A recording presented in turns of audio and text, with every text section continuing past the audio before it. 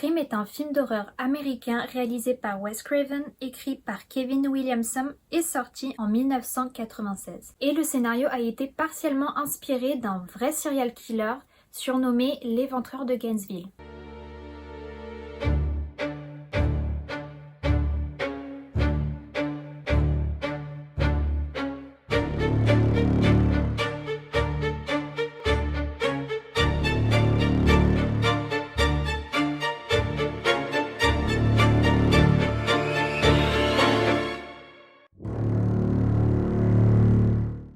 Cette histoire se passe principalement dans la ville de Gainesville, dans l'État de Floride, aux États-Unis. De base, c'est une ville universitaire assez calme. Là-bas, il y a principalement des étudiants qui vont à la plus grande université de Floride qui se situe là-bas. En plus, c'était bientôt la rentrée, du coup, tous les étudiants sont rentrés sur le campus.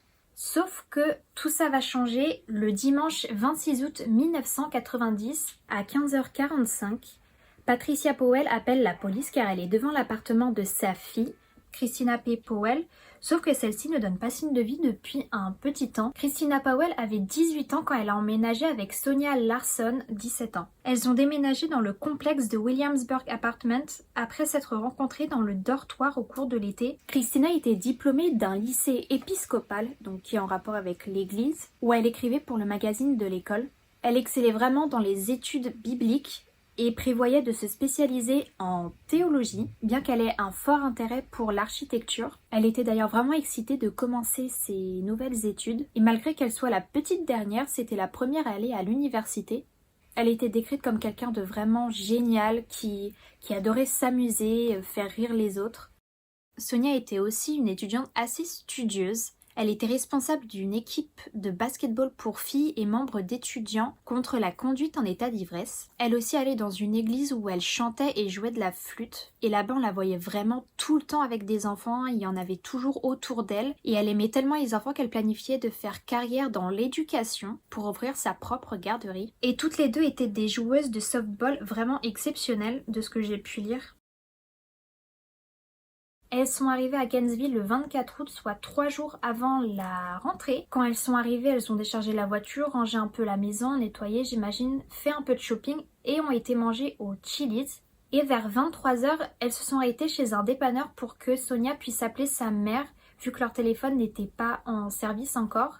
Le plan des filles était de se lever le lendemain pour pouvoir terminer le déménagement et trouver du travail. Et on sait qu'une troisième colocataire ainsi que les parents de Christina devaient arriver le dimanche, soit 2 jours après. Ce même jour, donc le 24 au soir, un homme rentre par effraction dans l'appartement. Il trouve Christina endormie sur le canapé du rez-de-chaussée et il se tient au-dessus d'elle mais il ne la réveille pas. Puis il décide de monter à l'étage et rentre dans la chambre où Sonia dormait. Il fait une pause pour savoir laquelle il voulait violer et il se décide à poignarder Sonia. Le premier coup est porté sur sa poitrine gauche, puis il va placer un bout de ruban adhésif sur sa bouche pour étouffer ses cris et il va continuer à la poignarder alors qu'elle essaye de le repousser de toutes ses forces mais malheureusement il était bien trop fort pour elle et elle a succombé à ses blessures quelques temps après.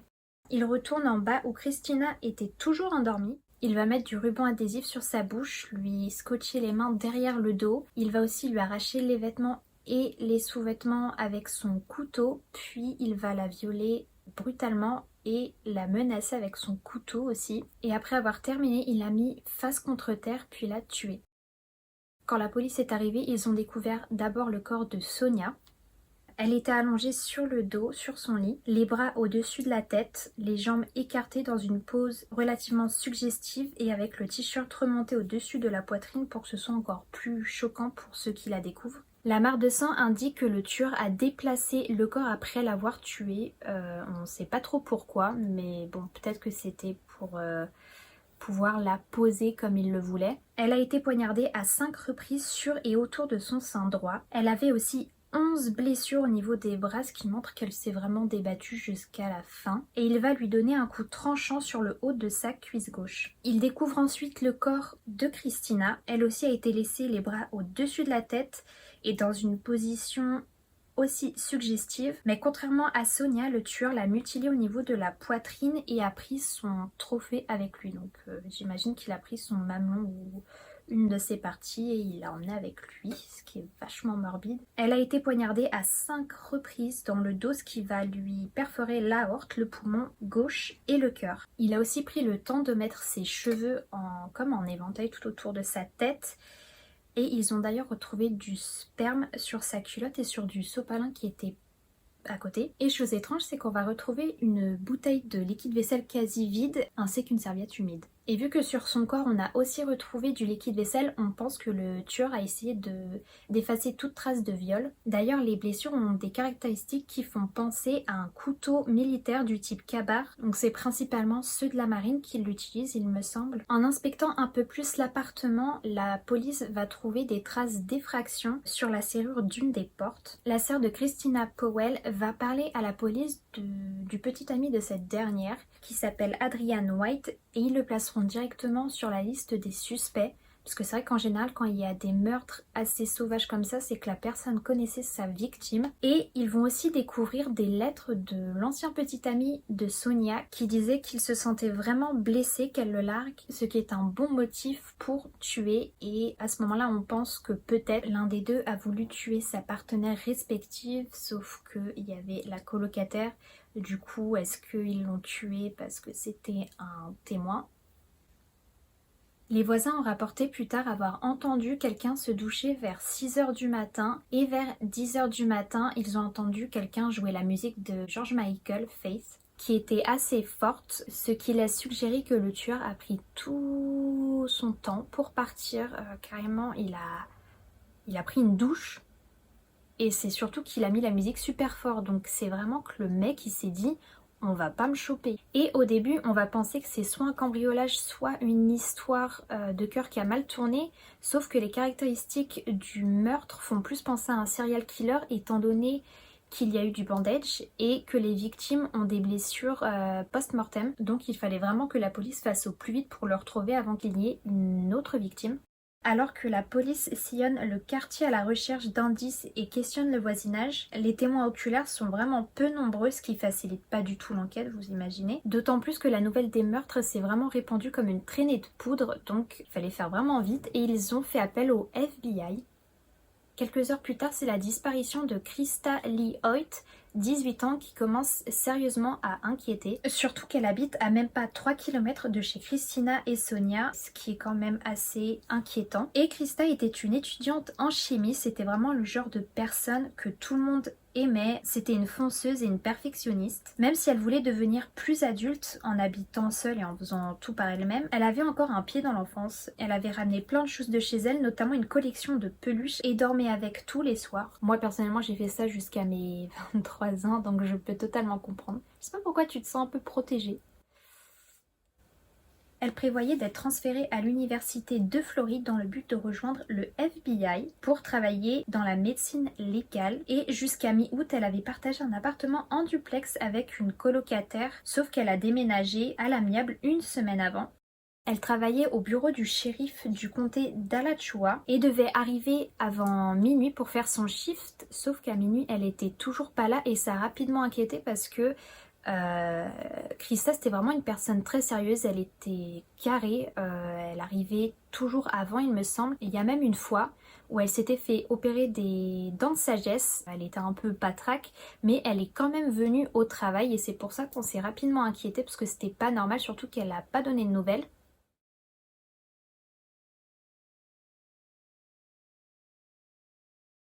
Sauf que la police ne le sait pas à ce moment-là, mais quelques heures avant, un homme est entré par effraction chez Krista Hoyt par la baie vitrée à l'aide d'un tournevis. Mais l'appartement était vide, du coup il a attendu dans un coin du salon qu'elle rentre chez elle. Aux alentours de 22h-23h, Krista entre dans son appartement et là l'homme la surprend par derrière et commence à l'étrangler. Après une brève lutte, il lui scotche la bouche, encore pour étouffer ses cris, lui scotche les mains derrière le dos. Il la conduit dans sa chambre où il lui découpe son t-shirt et lui arrache son soutien-gorge. Il commence alors à la violer tout en la menaçant avec son couteau. Il la retourne sur le ventre et la poignarde dans le dos avec une telle force que son aorte est rompue et elle mourut sur le coup. Et à minuit 30, l'adjoint du shérif, Keith O'Hara, est envoyé chez elle. Ce dernier frappe à la porte plusieurs fois mais il n'obtient aucune réponse. Du coup, il décide de contourner la maison mais il constate que la baie vitrée coulissante a été forcée. Il s'aperçoit aussi qu'un des stores vénitiens est légèrement relevé d'un côté. Il se met alors à quatre pattes pour voir ce qui se passe à l'intérieur. Et ce qu'il va voir fait vraiment froid dans le dos. Il voit Christa Hoyt assise sur son lit, mais sans sa tête. Et en fait, le tueur l'a comme mis en scène. Elle est assise au pied du lit, les mains de chaque côté de ses cuisses et encore une fois les jambes écartées. Et c'était un peu comme si c'était une marionnette. Faut vraiment être tordu, hein. Mais même si tout ça c'est vraiment atroce, le plus horrible c'est pas sa décapitation après sa mort, c'est qu'il a carrément pris soin en fait de mettre sa tête sur une étagère en face de son corps, comme si en fait elle regardait son propre corps. Enfin, faut vraiment être sadique pour faire ça, c'est super glauque. Enfin, déjà que tu la tues, tu lui fais plein de trucs qui va pas, et en plus par-dessus tu fais cette mise en scène qui est vraiment dégueulasse. Et comme Christina Powell, elle avait des mutilations post-mortem, notamment au niveau de la poitrine. Elle a également été éviscérée, une profonde coupure de son os pubien remontait jusqu'à son sternum, exposant carrément ses intestins. Et l'arme du crime est la même que les deux meurtres précédents. On retrouvera aussi du sperme et des poils pubiens sur le corps de Christa Hoyt.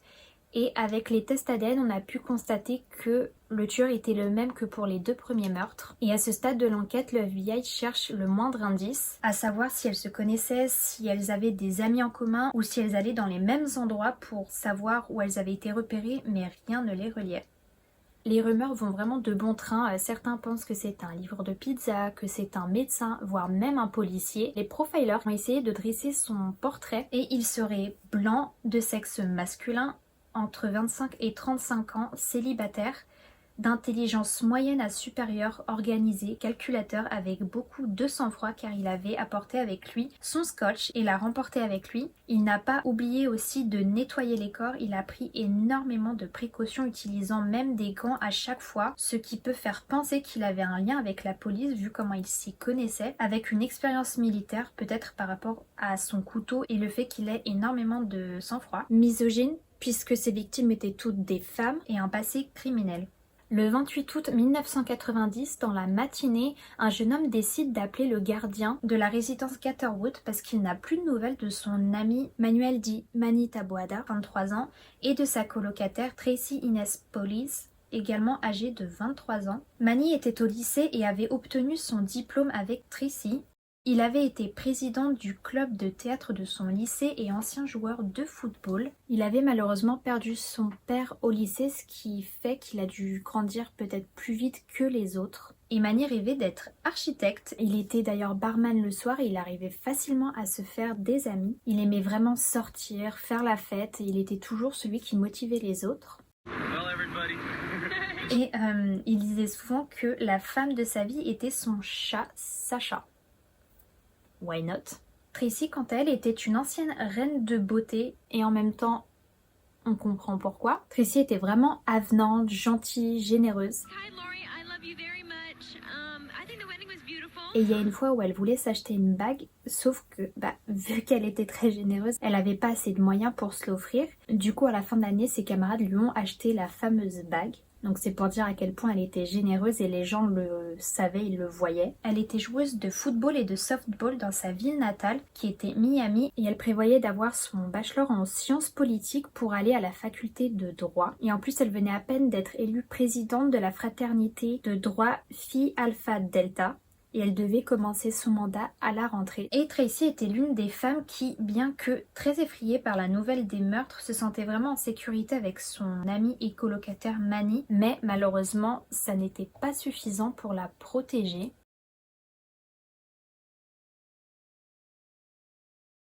Le gardien laisse l'ami de Manny rentrer, sauf qu'en ouvrant la porte, ils comprennent directement ce qui se passe. Ils voient le corps de Tracy en plein milieu du couloir, et à côté d'elle une sacoche noire, mais il décide de fermer la porte pour conserver la scène de crime. Et la surprise, quand la police arrive, il n'y a plus de sacoche.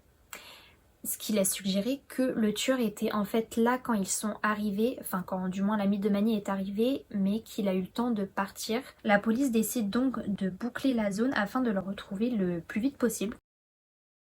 Manny sera retrouvé mort sur son lit, il a sûrement été tué le premier. Le tueur ne lui a pas laissé beaucoup de temps parce qu'il a sûrement attaqué par surprise vu qu'il était grand et sportif. Du coup il aurait été assez difficile à maîtriser s'il avait eu conscience de ce qui se passait. Et la lutte a été assez violente. Le tueur a sauté sur son lit et lui a asséné 31 coups de couteau au niveau de la tête, de la poitrine, du visage, du cou, de l'abdomen, sur la jambe droite et au niveau des bras, ce qui suggère qu'il a essayé de se débattre, comme toutes les victimes d'ailleurs. Sur la scène de crime, on découvre aussi Tracy par terre, allongée sur le dos. Elle avait des traces d'adhésif sur les poignets. Le tueur lui a découpé son t-shirt, arraché ses sous-vêtements et l'a violée tout en la menaçant sûrement avec un couteau comme à ses habitudes. Et après l'avoir tuée de 3 coups de couteau dans le dos, toujours le même couteau, le tueur l'a traîné dans sa chambre jusqu'au couloir. Pourquoi? Bonne question. Et il a nettoyé son corps comme Christina et l'a laissé dans une position toujours aussi dégradante pour l'humilier encore une fois après sa mort. Donc là, plus de doute, c'est vraiment le même tueur. C'était vraiment son procédé. Mais il ne l'a pas mutilé contrairement à Christina et Krista. Et encore une fois, l'assassin s'est introduit par la baie vitrée car un des verrous avait été fracturé à l'aide d'un tournevis. On pense que Tracy était la victime intentionnelle du tueur mais qu'il est tombé sur Manny donc il a dû le tuer. Et le corps de Tracy, comme les autres femmes précédentes, avait été posé tandis que le corps de Manny restait dans la même position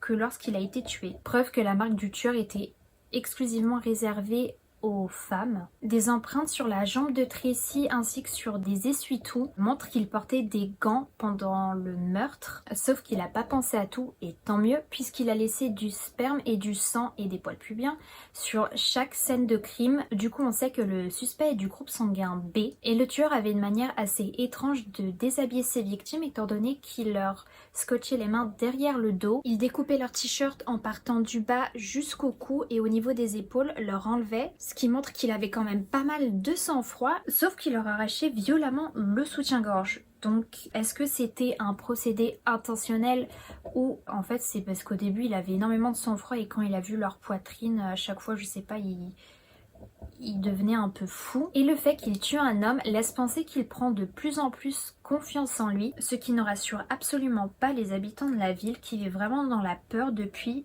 Ils n'osent même plus sortir le soir, organisent des rondes le soir, dorment en groupe. Il y a même eu une hausse de vente de battes de baseball et d'armes en tout genre. Et quelques jours plus tard, alors que la police essaye d'interpeller 2 personnes qui sont suspectées d'avoir commis un braquage, ils tombent sur un campement avec une tente, du matériel de camping, des sacs, une cagoule de ski, des vêtements et des billets de banque tachés d'encre rouge ainsi que des enregistrements vocaux dans lesquels un homme chante, se confie sur sa vie et fait allusion à plusieurs meurtres. Mais la police, pensant que ces preuves appartiennent à l'affaire du hold-up, ils ne les analyseront pas. Après quelques dénonciations d'étudiants inquiets, ils commencent à enquêter sur un des étudiants de l'université de Floride, à savoir Edward Humphrey, 19 ans.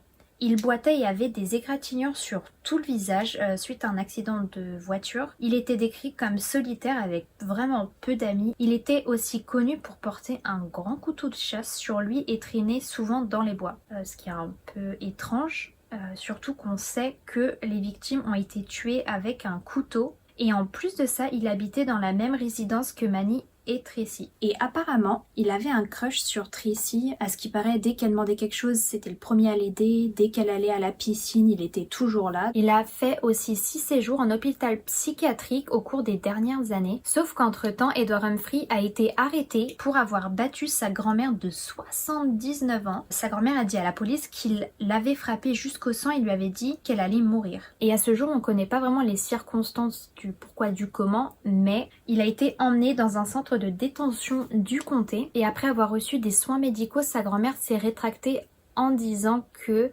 en fait elle s'était cognée au réfrigérateur. Le 6 août, soit une vingtaine de jours avant le premier meurtre, Edward a été arrêté à la Patrick Air Force Base pour avoir dissimulé des armes, un couteau de la marine, donc possiblement l'arme du crime, et un couteau Buck en acier. Et pour empirer son cas, il avait affirmé à l'époque qu'il voulait nager jusqu'en Iran pour aller tuer des gens. La police décide donc de l'interroger et durant cet interrogatoire, la police va constater qu'il en connaît énormément sur les meurtres, la position que les victimes avaient, comment le corps a été nettoyé, etc. Et il a aussi insinué qu'il avait une double personnalité qui s'appelait John et que John avait commis les meurtres. Il a d'ailleurs aussi dit qu'il s'était rendu aux appartements de Williamsburg au moment où Sonia et Christina ont été tuées, ce qui en fait le suspect numéro 1. Sa voiture, la résidence de sa grand-mère ainsi que son appartement seront fouillés. Les policiers vont perquisitionner des chaussures et des couteaux pour les comparer avec les preuves des autres scènes de crime. Et ils vont aussi retrouver dans une de ses têtes d'oreiller 3 magazines qui parlent de décapitation.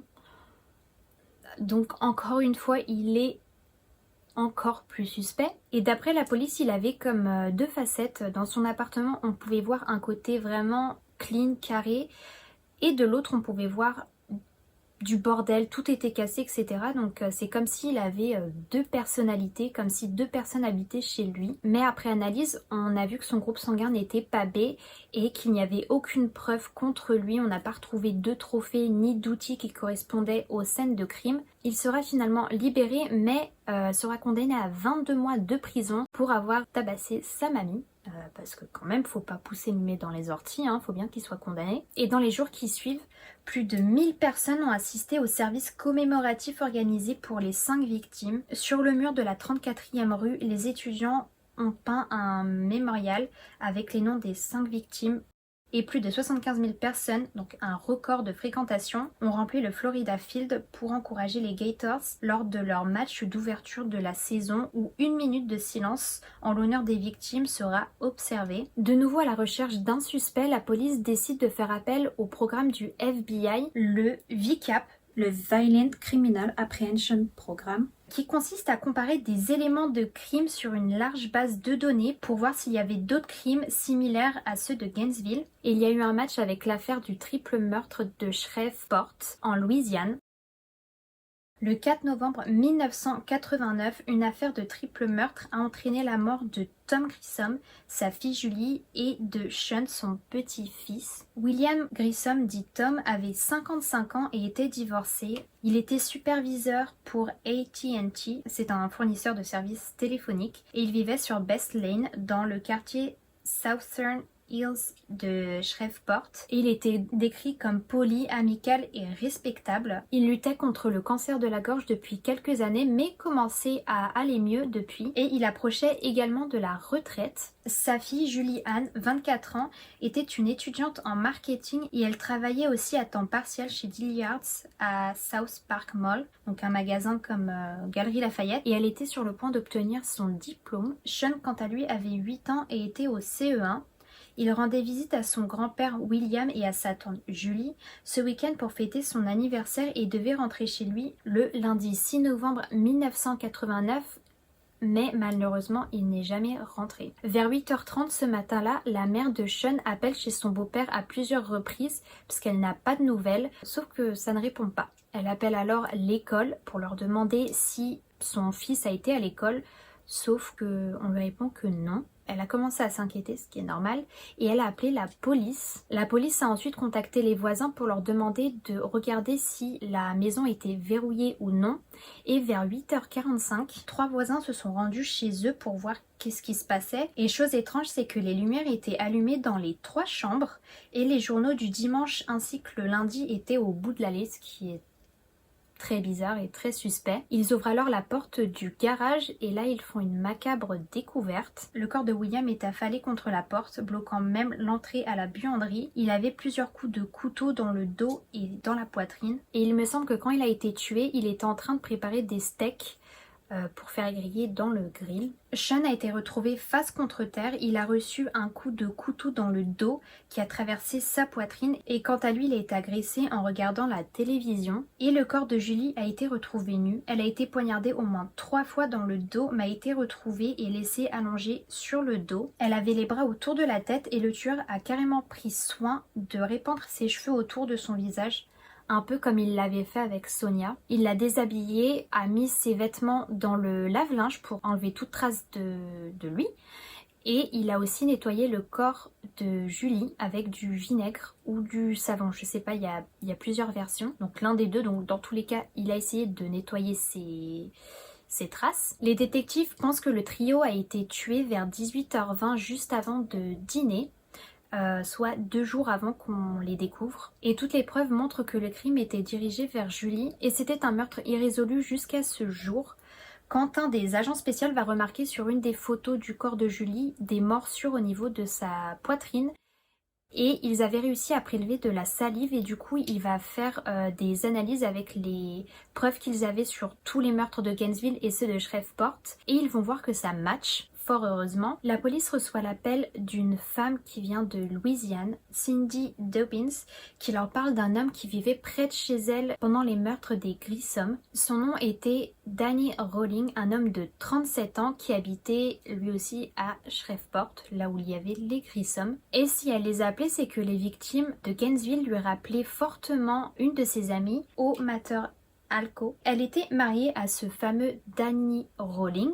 Et selon Cindy, Danny parlait souvent d'aller en Floride pour voir les jolies filles là-bas. Et Cindy sait également que Danny avait acheté des vêtements à Dillard's à South Park Mall, donc là où Julie Grissom travaillait. Et ce fameux Daniel Harold Rolling est né à Shreveport en Louisiane. Son père était un ancien officier de police de Shreveport nommé James Harold Rolling, qui infligea des décennies de sévices physiques et psychologiques à Danny, à son frère ainsi que sa mère Claudia. Et ces sévices ont commencé assez tôt, étant donné que ça a commencé en décembre 1955, quand Danny avait à peine 1 an et demi. Son père l'a battu parce qu'il n'aimait pas sa manière de ramper. Et en 1959, le père de Danny a ramené un chiot du travail et Danny a noué une forte relation avec ce chien qui est mort dans ses bras sous les coups du père de Danny.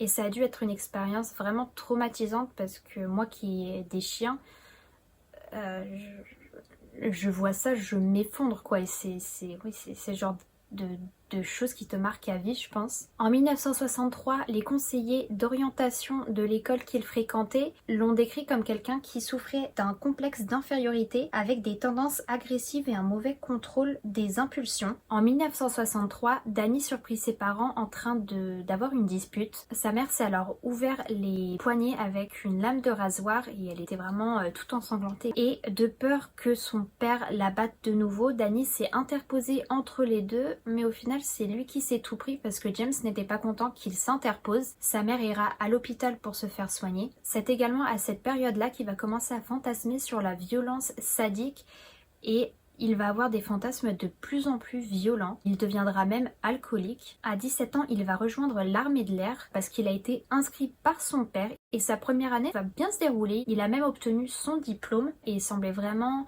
aller dans le droit chemin. Mais il a commencé à se rebeller en buvant énormément et en commençant à fumer de la marijuana, ce qui l'a mené à prendre des drogues dures comme la mescaline, le LSD et le Quaalude, ce qui fait que les autorités vont le renvoyer et il commencera à aller voir plusieurs psychiatres qui le diagnostiqueront d'un trouble de la personnalité. À l'âge adulte, il aura énormément de mal à s'intégrer à la société, il va avoir du mal à se faire des amis et à garder son job, mais à 20 ans, il va se marier avec Mater Alco qui sera enceinte de son premier enfant. Sauf qu'avec la pression du mariage, de la paternité, du travail, etc., il va commencer à boire de nouveau et beaucoup, mais va le quitter après qu'il lui ait pointé un fusil de chasse sur la tête en la menaçant de la tuer. Elle va se remarier et son nouveau mari va adopter sa petite fille. Rolling a été décrit par ses vieux voisins comme solitaire, qui jouait à la guitare acoustique, faisait du jogging seul dans les rues, travaillait et interagissait principalement avec les jeunes.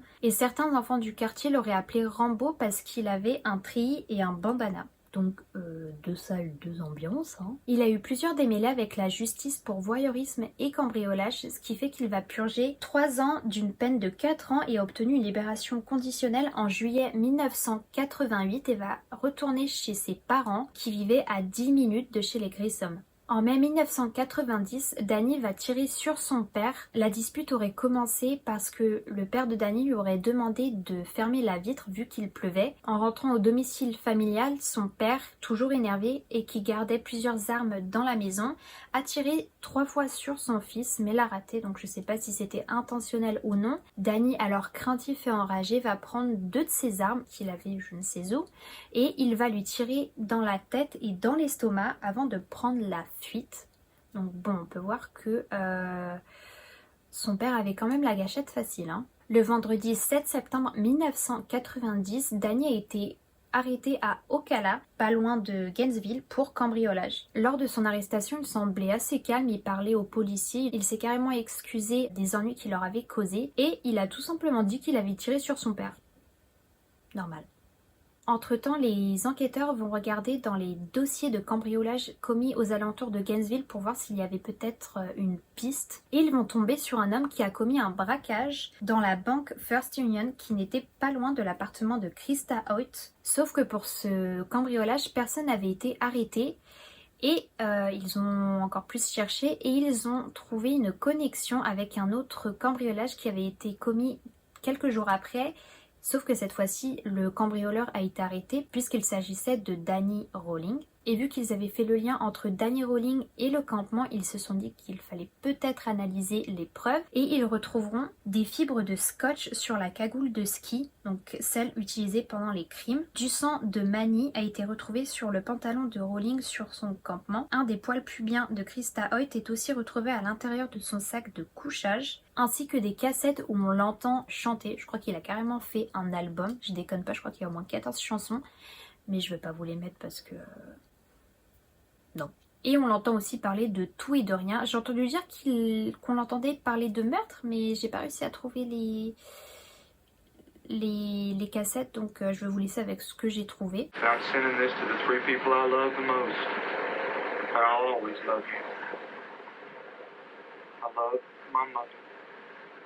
I love my father, and I love my brother.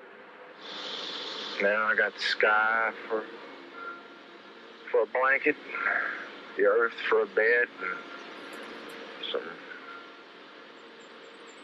rumpled up clothes for a pillow. But it's okay. It's just the way it is. You take the good with the bad. Well, I know I'll have to run the rest of my life. But I'm getting pretty good at it. Well, I'm gonna sign off for a little bit. I got something I gotta do. Et vu que Danny était le suspect numéro 1, les enquêteurs ont décidé d'aller interroger ses parents. Son père avait encore peur de lui depuis la dernière fois, bon après on peut comprendre en même temps, sauf que sa mère avait peur quant à elle de son mari. Du coup, elle a attendu d'être seule avec les policiers pour pouvoir leur parler tranquillement. En privé, elle a dit aux inspecteurs que le seul à blâmer dans l'histoire, c'était James, donc le père, parce qu'il leur avait fait vivre vraiment un calvaire à elle et à ses enfants. Elle sentait que son fils avait une très mauvaise estime de soi et qu'il était très autodestructeur et que pour faire face à tout ça, il consommait énormément de marijuana. Et elle a dit aussi que la schizophrénie régnait dans la famille de James à tel point que leur fils Kevin, donc le frère de Danny, a décidé de ne pas avoir d'enfant pour ne pas reproduire le cycle. Mais sans surprise, elle ne pensait absolument pas que son fils était capable de tuer des gens. Et ce qui est bien, c'est que comme je vous le disais, Danny Rowling était en prison à ce moment-là parce qu'il avait été arrêté une dizaine de jours avant, ce qui fait que l'enquête est un peu plus facile vu qu'on a le suspect entre les mains, entre guillemets. Alors qu'il était en prison, on lui a demandé un prélèvement de ses poils pubiens entre 30 à 40 et en fait, il s'est tout simplement levé, il a baissé sa tenue de prison ainsi que son caleçon et il a arraché une cinquantaine de ses poils et il leur a dit, je crois que ça en fera 50 là. Genre en gros on est bien. Et à ce moment-là il a pris une grande inspiration, il a bombé le torse, levé le menton et il est devenu beaucoup plus dominant et les inspecteurs diront qu'il pouvait facilement switcher, il pouvait être très calme et docile et l'instant d'après devenir beaucoup plus dominant, sombre, donc vraiment l'opposé. Et au cours des 2 années suivantes, Danny a commencé à dire que c'était un enfant de Dieu et qu'il avait confiance en Jésus.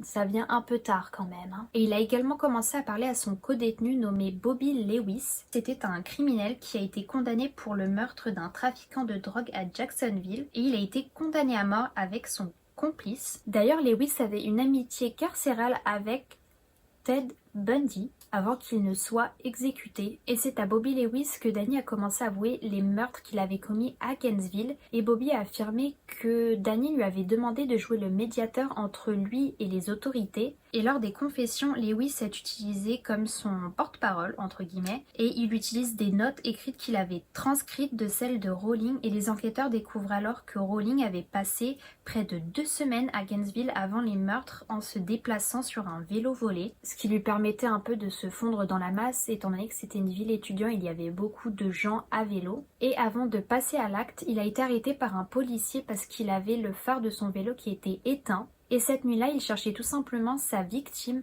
Il était habillé en noir, portait un sac avec ses outils, donc du ruban adhésif, un couteau K-bar, un pistolet, des gants et un tournevis. Sauf qu'il a pu repartir tranquillement étant donné que c'était pas une grande infraction. Et à un autre moment, un garde de sécurité l'a surpris en train d'espionner des gens par la fenêtre. Sauf que quand le garde a appelé la police, il était déjà parti. Selon Rowling, la nuit où il a tué Christina Powell et Sonia Larson, il les a d'abord espionnés à travers la fenêtre avant de passer à l'acte. Il a affirmé qu'il a d'abord tué Sonia sans agression sexuelle, avant d'agresser sexuellement, d'assassiner et de mutiler Christina. Et avant de partir, il a mangé une pomme et une banane dans la cuisine puis s'est douché, ce qui montre qu'il avait vraiment énormément de sang-froid. Il a aussi admis avoir traqué Krista Hoyt pendant 2 ou 3 jours avant d'entrer par effraction dans son appartement et d'attendre son retour. Donc il l'a tué, il est reparti, sauf que là, il s'est aperçu qu'il avait perdu son porte-monnaie, du coup il est retourné chez elle pour voir s'il était là-bas. Et en fait, c'est tout simplement à ce moment-là qu'il a décidé de la décapiter, comme s'il n'en avait pas fait assez. Et alors qu'il était encore chez Krista, il a eu le culot d'appeler la police pour savoir si on avait retrouvé son porte-monnaie. C'est quoi ce culot là? C'est fou. Danny a aussi avoué avoir espionné Tracy Police et Manny Taboada la nuit de leur meurtre. Il a d'abord repéré Tracy rentrant chez elle, puis Manny. Il est alors rentré chez eux par effraction à l'aide de son tournevis et il a attaqué Manny en premier et Manny s'est débattue avec une grande force. Et entre-temps, Manny a crié à Tracy de courir et de s'enfermer dans sa chambre et elle a entendu énormément de bruit, du coup elle a ouvert sa porte, mais en voyant ce qui se passait, elle a tout de suite verrouillé sa porte. Danny a alors enfoncé la porte, il lui a scotché les mains, la bouche, il l'a violée et l'a poignardée et il l'a traîné jusqu'au couloir et là il l'aurait de nouveau violée, donc j'imagine post-mortem. Et il a ensuite volé une chemise noire dans la penderie de Manny, sûrement parce qu'il avait trop de sang sur lui, et il s'est glissé dans l'une des piscines du complexe pour se rincer, puis il est parti sur son campement. Il a également déclaré qu'il ne voulait pas parler des meurtres de Shreveport tant que ceux de Gainesville n'auront pas été traités. Il a aussi admis des vols à main armée à Kansas City ainsi que la tentative de viol et de passage à tabac d'une femme de Boulder dans le Colorado et la tentative de viol d'une femme de Bossier City en Louisiane qui lui avait échappé. En tout, Daniel a estimé qu'il avait commis 20 viols mais qu'il ne pouvait plus se souvenir des dates ni des lieux, et il a imputé ses crimes à une personnalité nommée Jiminy, donc Gémeaux en français, qui selon lui a commis tous ces meurtres. Lors d'un témoignage, Rowling a dit qu'il avait vu l'Exorciste 3 à Gainesville peu de temps avant de passer à l'acte, et étrangement dans l'Exorciste 3 il y a un esprit maléfique nommé Jiminy qui tue ses victimes à coups de couteau et les mutile et les décapite. Étrange coïncidence. Donc est-ce que ça l'a influencé ou non? Mais d'après lui, il n'avait pas qu'une seule personnalité étant donné qu'il en avait 3. Il avait une personnalité de type Jesse James, un hors-la-loi de la seconde moitié du 19e siècle, appelé Enad. Il avait Danny, l'enfant, et le diabolique Jiminy. 2 autres psychiatres ont témoigné qu'il avait un grave trouble de la personnalité, mais qu'ils croyaient que Rowling avait conscience de ce qu'il faisait quand même. Et d'après les dires de Rowling, il a tué une personne pour chaque année qu'il a passé en prison. Et même s'il a déclaré que Sonia et Christina étaient des victimes choisies au hasard tout simplement parce qu'elles avaient mal fermé leurs portes, il n'en reste pas moins que Rowling était au même Walmart qu'elle au même moment où il a acheté sa tente, et Krista Hoyt était également à ce même Walmart 1 heure plus tôt. Mais étant donné qu'il a avoué avoir traqué Krista Hoyt pendant plusieurs jours, il est possible qu'il ait vu Christina et Sonia à ce moment-là puis les a suivies chez elle. Et Krista Hoyt était également dans le même centre commercial le même jour et à la même heure que Tracy. Et est-ce que c'était aussi une coïncidence que toutes ces femmes se ressemblent entre guillemets, elles étaient toutes brunes, blanches? On ne saura malheureusement jamais. Et Bobby Lewis a déclaré que ce que Danny Rowling lui a confessé était pire que ce qu'il avait entendu auparavant. Donc ça, je sais pas si c'est vrai parce que Bobby Lewis était ami avec Ted Bundy et on sait que Ted Bundy c'était quelque chose quoi, donc je sais pas. Le 15 février 1994, le procès commence enfin. La salle d'audience 4 a été bondée et 16 membres des familles des victimes se trouvaient dans la salle d'audience entourés de journalistes et de médias. Et son avocat a vraiment insisté sur le fait qu'il avait été maltraité tout au long de son enfance et de son adolescence et ça expliquait pourquoi il est devenu comme ça. D'ailleurs, une de ses anciennes voisines est venue témoigner pour parler du comportement du père de Danny et à ce qu'il paraît, il disait souvent l'amour c'était la poubelle et que l'amour c'est quand quelqu'un veut quelque chose de quelqu'un mais que ça n'existe pas. La mère de Danny va aussi témoigner et elle va raconter que peu de temps après leur mariage, elle est tombée enceinte sauf que James était contre et elle l'a quitté au moment où elle a vu qu'il dormait avec un couteau sous son oreiller. Et en même temps, on comprend pourquoi c'est pas vraiment rassurant, surtout pourquoi. D'ailleurs, elle n'a jamais demandé le pourquoi. Et pourquoi, je sais pas, parce que il faut se poser des questions quand même, hein. Bien entendu, elle est revenue et à un moment, son mari était devenu tellement violent à l'heure du dîner avec ses enfants que à un moment, elle a décidé de les faire manger dans une pièce séparée et ça jusqu'à ce qu'ils quittent la maison. Danny Rowling a annoncé qu'il plaiderait coupable de toutes les charges retenues contre lui, ce qui a choqué l'audience parce que personne ne le savait à part le juge, le procureur et la défense de Rowling qui avait été informé à l'avance. Et en plaidant coupable, il a évité aux familles des victimes d'écouter les dernières heures de Christina, Sonia, Krista, Manny et Tracy. Le 20 avril 1994, le juge le condamne à la peine de mort. Il passera 12 ans dans le couloir de la mort avant d'être exécuté par injection létale à la prison de l'État de Floride le 25 octobre 2006 et est déclaré mort à 18h13. Il ne montrera aucun signe de remords, fera aucune excuse aux familles qui étaient d'ailleurs là en tant que témoins pour le voir mourir. Et il mourut en chantonnant un hymne évangélique qu'il avait lui-même écrit. Et peu de temps avant de mourir, il a avoué les meurtres de Tom Grissom, Julie Ann Grissom et Sean Grissom. Les agences de presse ont cherché à obtenir des copies des photos, sauf que les familles des victimes se sont battues jusqu'au bout pour que ça n'arrive pas, estimant que ça relevait de la vie privée. Mais le juge de la cour qui les avait gardées sous scellé a statué que les photos et vidéos de la scène du crime étaient pertinentes pour la capacité du public à tenir Rowling responsable de ses actions, sauf qu'il avertit le public que personne ne devait prendre de photos ni de vidéos. Le 28 juillet, les journalistes et les résidents se sont alignés au palais de justice du comté d'Alachua pour voir les 700 photos de scènes de crime et d'autopsie sur rendez-vous uniquement. Et c'est la première fois que le grand public voyait les preuves, toutes les photos, et il voyait aussi l'atrocité qu'avait commis Rowling. Et de nombreuses personnes ont quitté le palais de justice vraiment secouées, tout pâles, et il y en a même qui ont vomi et d'autres qui se sont évanouis. Quand Danny Rowling était en prison, il a été présenté par Bobby Lewis à Sandra London et il a fini par se fiancer avec elle. Et ironie du sort, elle était auteure de True Crime et il lui a même chanté une sérénade durant son procès.